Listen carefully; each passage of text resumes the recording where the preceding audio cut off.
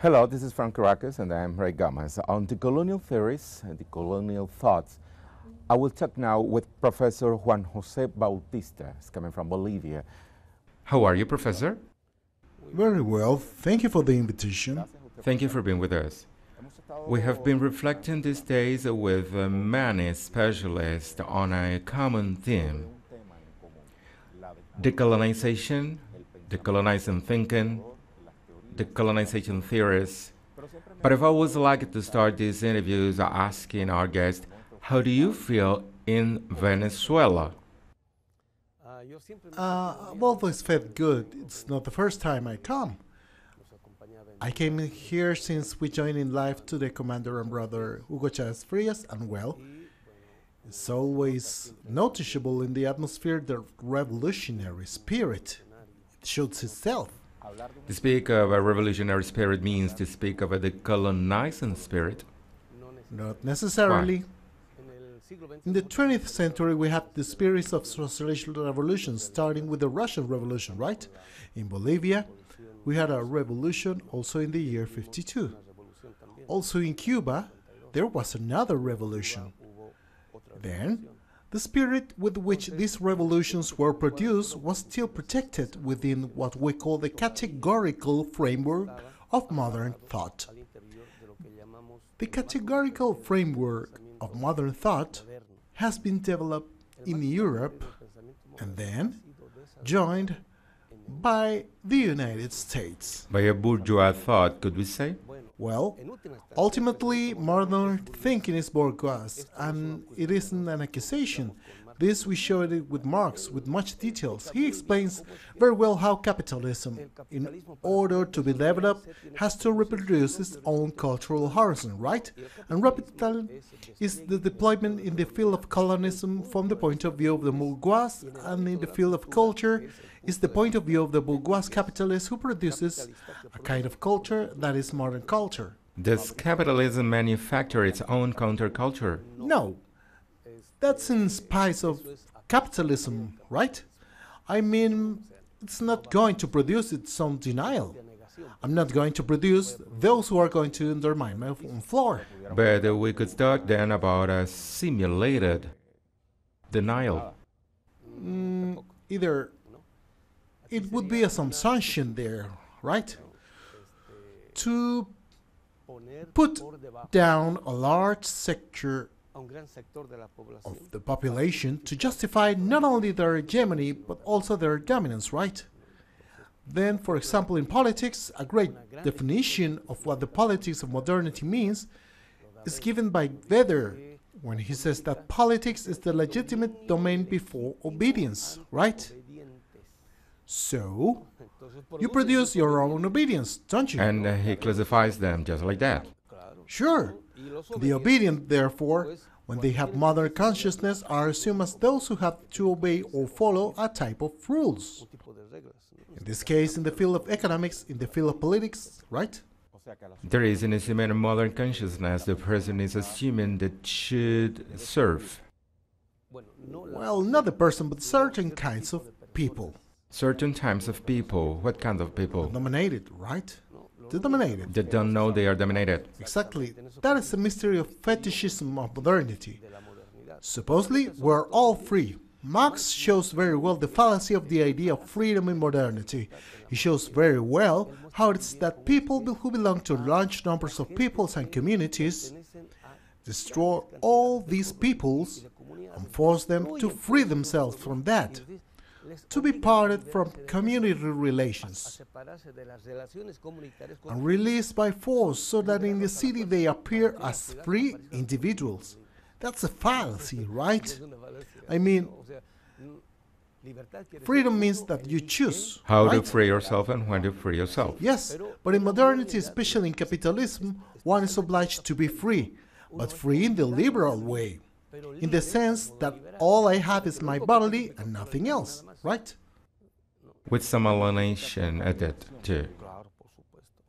Sure, of course. I mean, when I believe that, well, then I'm free. I have nothing.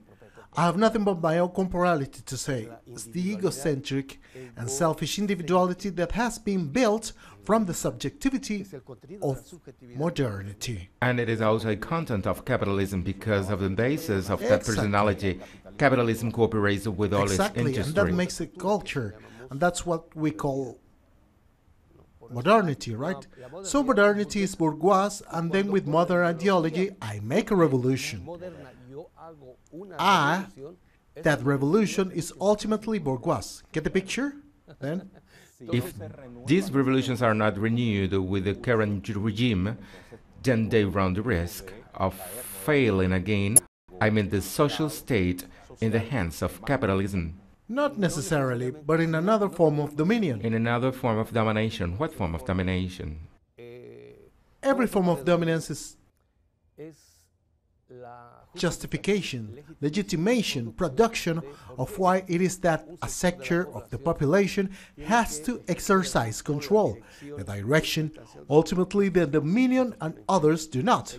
Others have to continue to say, and is that modernity produces as categories and archetypes of the subject of the action. Some are the subjects, others are the objects. Some are intellectuals, or politicians, or specialists, or professionals, and others are the people. So the philosophy doesn't contemplate that everyone can be a subject.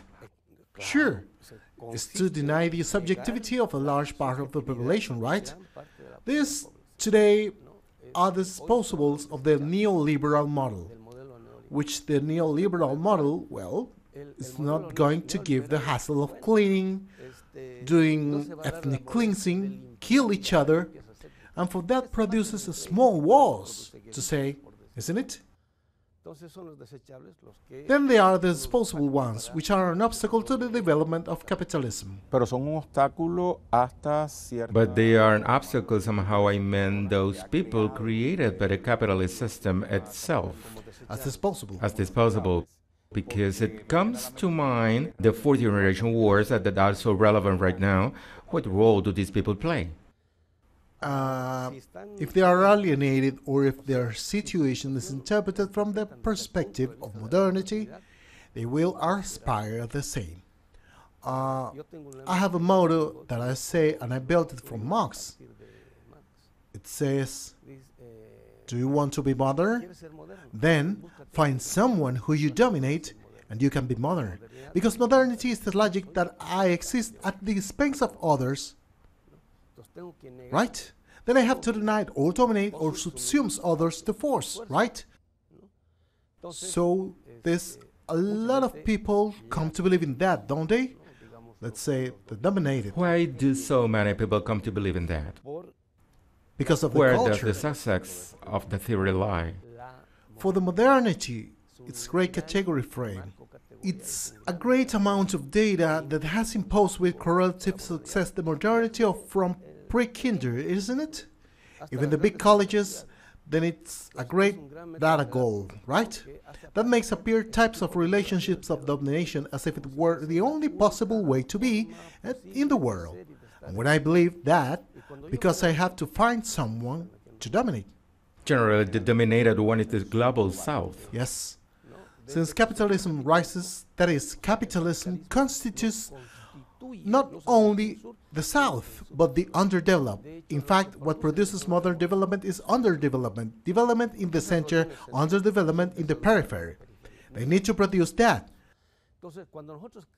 Then, when we fall into the fallacy of modern development, we believe at some point, well, now we're underdeveloped, but at some point we will develop. False. There is an aspirational thought. Yes, of course, it's false. So Marx calls that an apparent development. The poor, let's say the worker, with bourgeois conscience, right? That's what Marx is talking about 65, 66, 1860. Before publishing the volume of Capital, because he was writing the 6th chapter and published related to the problem of consumption. Consumption of what is produced, right? So Marx is astonished and says, why do workers consume the same as the capitalists? He says, they buy their goods in the same markets, consume the same thing that the capitalist produces, and Marx is surprised, alarmed. Why? Because in the capitalist merchandise, what is contained is the capitalist intentionality. It's what doesn't appear, but that is contained there then. When especially in the food I subjugate for the consumption, that type of content, that kind of content, becomes part of my subjectivity, right? Quantum physics says that everything is reality. Everything is reality. And contains not only energy, contains also information, or there is information there, and that kind of intentionality that the producer puts at the time of production. It may not be a linguistic information, but a symbolic one. Yes, symbolic. Good is not linguistic in the explicit sense. Exactly. The native peoples told him there's intelligence, that is, there's knowledge.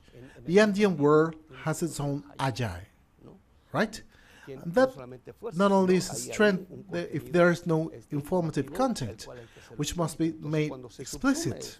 Then when it's summarized, what I'm underlining is the intentionality that the capitalists have to put to the scope of production, that is contained in the merchandise in the end. Then, when I summarize, what I am underlining is the content of the capitalist profession. Then Marx says, when I consume a commodity, ultimately what is contained in the merchandise is the world market and ultimately modernity. So that little by little, it's not overnight, right? Al haber descrito con ese nivel de Being described by Marx in that level of excellence, and that phenomenon, we could say that the Marxist theory, which was complemented with the Leninist theory, was an anti-modern theory. Well, Marx, not in Marxist, is what we're discovering. That's why we talk about the 20th century Marxism.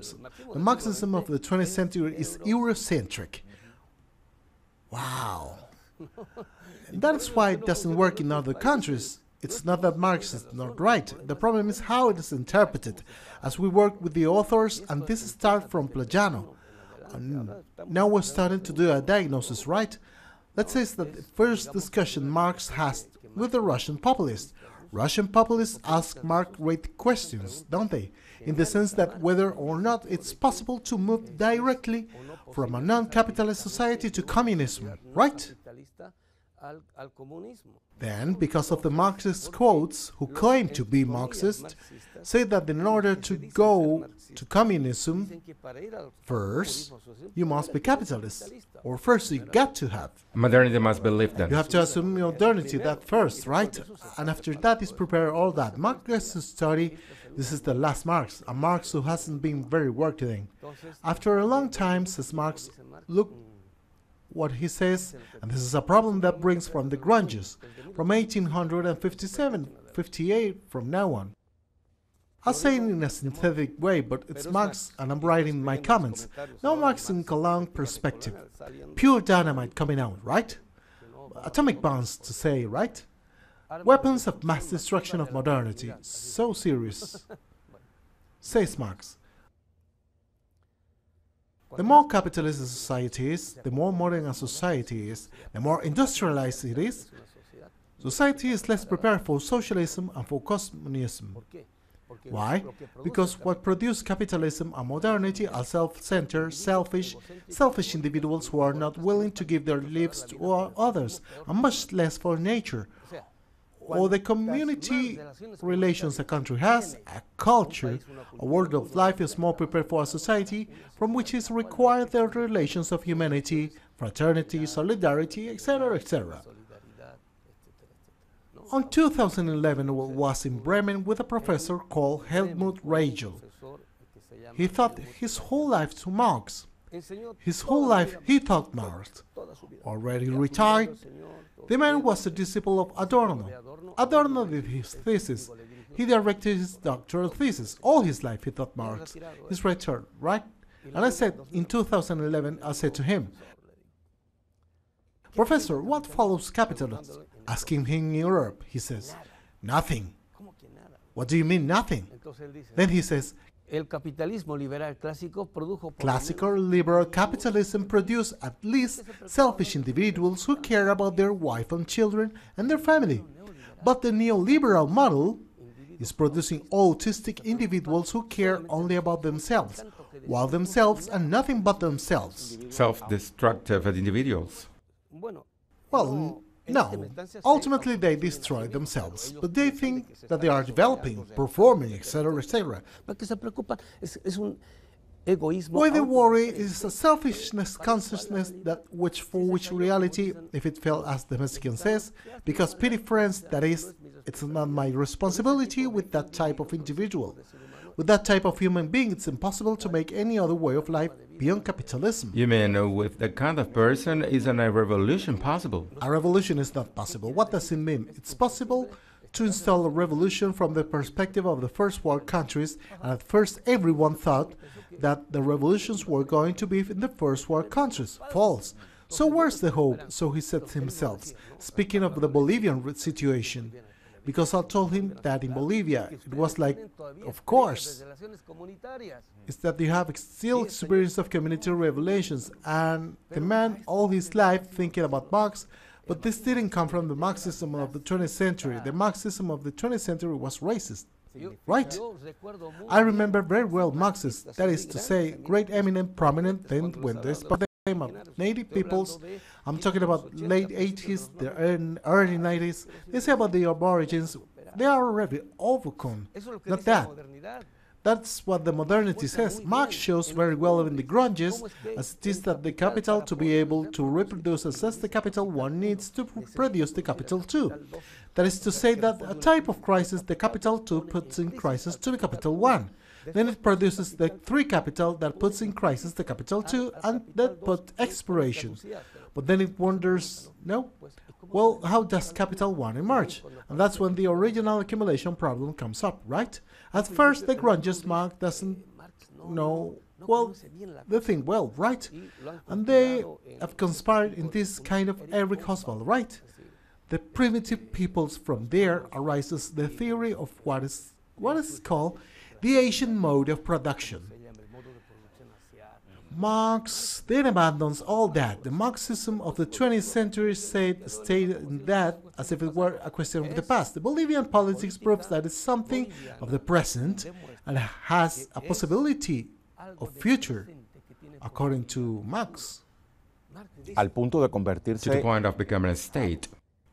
And referring in turn, not only as a state, but a state that is a reference for other types of people with history similar to us. Ahora, si comparamos la realidad boliviana Now, if we compare the Bolivian reality on the basis of the Marxist theory itself, as you very well just explained, to the situation in Venezuela, the Bolivarian Revolution, I could come to the conclusion that it's at a constant risk on the basis of what happened in Venezuela before the success of this revolution, taken into account how it has been developed, if to develop is the word, the conscience of Venezuelans. Yes. Now? Like a modern conscience. Yes. Well, in principle, our processes have started with modern consciousness. This survey was also modern, and I remember when I started studying sociology in Bolivia, because I come from social science and I belong to this generation of young people. We were like 200 students in the whole career of sociology, equaling the faculty of social sciences. Of the 200, as 160 were making the turn towards the ancestral, towards the Andean, and said, but how? And I was a Marxist, or a modern Marxist, let's say egocentric, right? For if he's overcome, I would say he's overcome and what he said. This Marxists of the 20th century say, no? And after that, the force of events, of the facts. The new is always in politics. What should the Bolivarian Revolution expect then? Excuse me? What should it expect then? At first, you start with modern consciousness, don't you? But to the extent that one serves in the most open way, as the contradictions appear when you want to build the new, you begin to realize where the limits are and where the processes should be oriented. It's more or less what you explained in your book of Colonizing Social Science. Well, I have several texts about it. One is called Towards the Colonization of the Social Sciences. That's right. This is Latin America, right? When I say, well, uses the categorical framework of modern thought. But to rebuild it inside, because you have to show its fallacy, it's not an ideological question. That is, it's not associated with slogan, but that there is to make it fall. Well, they say that from Marx and what it is, what it means, and the way we see reality, right? It always appears concealed, and what it's not, what is denied. We don't see, because we have no categories to see it. But the moment we become categories to see it, which is obvious, but we don't see it, it just begins to appear. Then, that those who really move the peoples in this case to the processes, revolutionary processes, are not the intellectuals. It's the people, only the people. What happens is that they have their struggles. Only the people save the people. Good, that's the motto. The problem is what it means. What does it mean? What does it mean? When from Marx, we make a distinction between the people as a society and as people as a community. The people as a society is the people or the poor who start from the categorical framework of modern thought, as we know, that is Eurocentric, bourgeois. And the people as a village is that remnant of people who have not bent their knees to the fetish called capital and modernity, has never believed him, doesn't believe him. That is the people has historical awareness and can re-establish otherwise. Not only politics, but also another way of doing revolution, and that is what began to happen in Bolivia since the mid-90s and began to burst, to come out strong with. What's your name? The war of water and the gas were never people go to the streets. There's no political party that mouthed it. The left parties are out there, I don't know what kind of stratosphere. No. Left-wingers who went to jail. That is, they suck a blow, all that to fight with people. When it appears in politics the problem of decolonization, then say, no. That is a problem of the MAS. As if it were a problem of a party. It's a historical, cultural problem, or they have no categories to be able to realize that, and the people are coming up to fight no longer for the defense of natural resources, not for objects, but of the Pachamama, which is of all. We have a mother, that mother is of all, and the mother must defend it. Nature is not object, we always say. Irrational, what has made modernity to conceive nature as an object. We are living the political, economic consequences of conceiving nature as an object. That is irrational, but modernity and capitalism did that with conscience and philosophy. They are all a foundation to say because it is a natural object. That's false. They have verification criteria implied for dial to prove that nature is object. That's false. When I go beyond, that's why we need to have another completely different view of what history is. And when I go out to other types of cultural civilizations, all without exception, including the feudal European culture before modernity, all conceived nature in terms of mother, in terms of subject. Nature is not object. Marx himself says the following: the subjectivity of what is a human being, that is what of humans we have, we define according to the type of relationship that a human being engages with nature. Then he treats it as an object, he is dehumanized. When he treats it as a subject, is when humane. So that the human being humanizes, then that the human being humanizes nature is a fallacy, and the Marxists when said, were rinse, as a drip the mouth, that the human being is going to humanize, as if it were savages. The model savages. Professor. We're turning around. I mean, we're decolonizing. It's kind of what Dussel says, one of the teachers, right? When European comes here, from the Spanish, after that French, English, and now Americans, not only dominate us or colonize us economically and politically, but culturally speaking. That's the problem, right? Such is so that all oligarchies since the beginning of the 19th century, to justify their dominion, have to import all kinds of European, American, Western knowledge because it legitimizes them against our peoples. The most proof flagrant until today, still in force, the first thing that our oligarchies do, since they appropriate the struggles of the people to free themselves from the Spanish dominion, in the first instance, the first thing they do is the internal wars, elimination of Indians, and until the day today, in Chile, right? With democracy, they continue to war the Mapuches as if they were foreigners. Of course, because they know that they are the clearest example of the subject-subject relationship that must exercise the human being with nature itself.